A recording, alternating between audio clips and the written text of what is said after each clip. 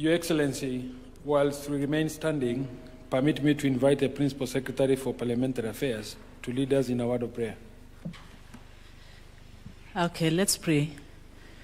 Mighty and everlasting Father, we come before your presence this morning with hearts full of gratitude for the gift of life, for the gift of the opportunity to serve and the privilege to lead.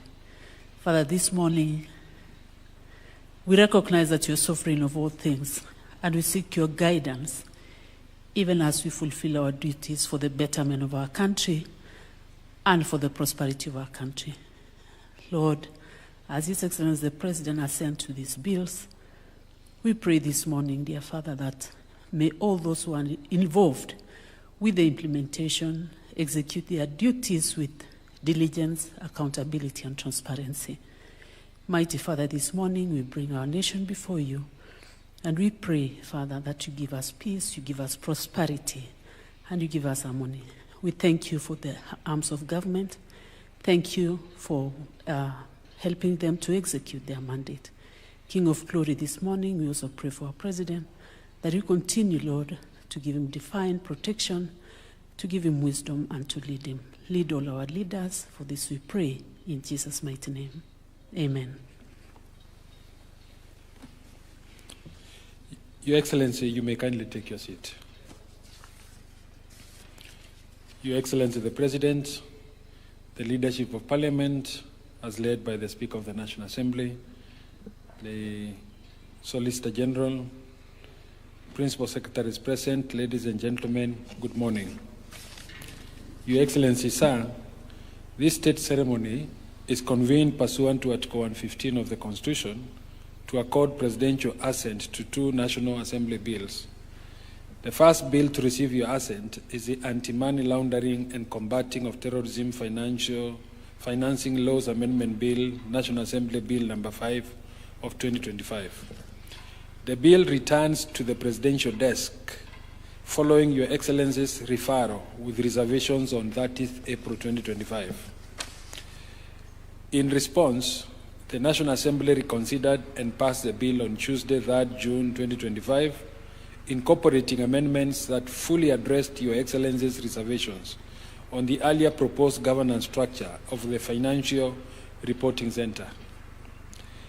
The bill seeks to amend 10 acts of Parliament in order to remedy technical compliance gaps identified by the Eastern and Southern African Anti-Money Laundering Group and the Financial Action Task Force, particularly in the areas of anti-money laundering, counterterrorism, financing, and the combating of proliferation financing. Your Excellency, the enactment of this bill marks a decisive strive in fortifying our national financial architecture against illicit financial flows. It closes long-standing loopholes that have facilitated illicit financial flows through property dealings and the misuse of shell companies. The legal reforms embedded in the bill reaffirm Kenya's standing as a leader in financial integrity, while significantly enhancing the country's reputation and credibility within the global regulatory ecosystem. Your Excellency, the second bill to receive your assent today is the Insurance Professionals Bill, National Assembly Bill number 13 of 2024.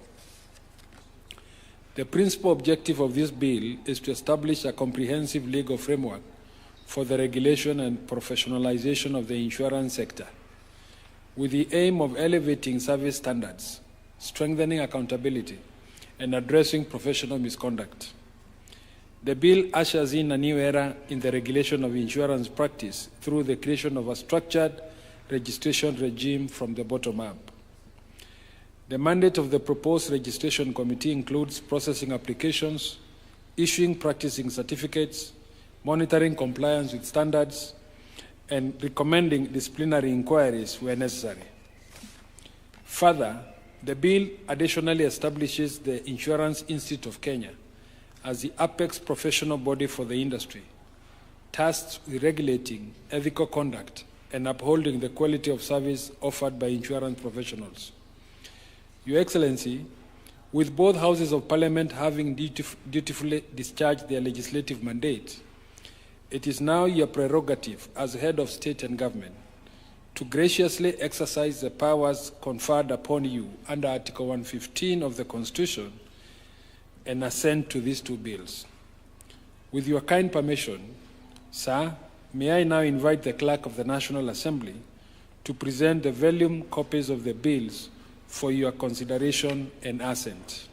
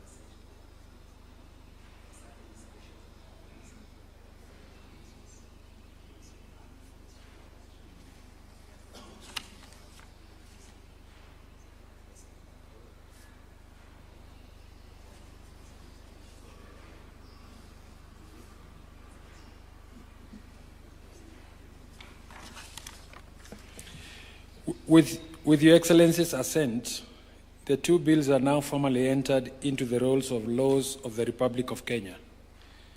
By your signature, sir, they have acquired the full legal force and become a part of the country's body of laws.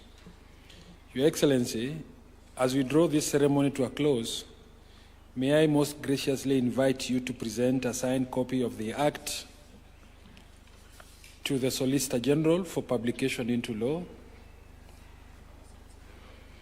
and to the Principal Secretary, Parliamentary Affairs, to pass it on to the National Treasury for implementation.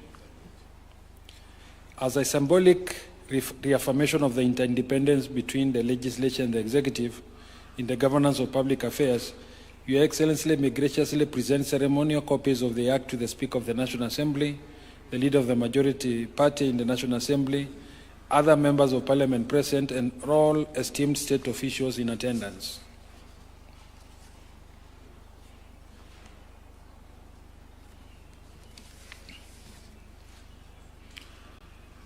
In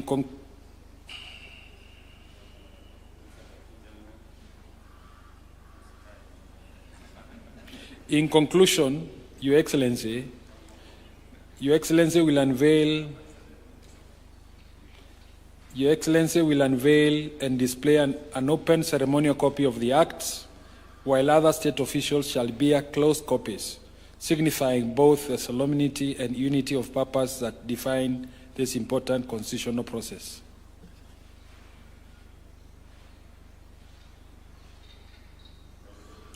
I thank you, Your Excellency.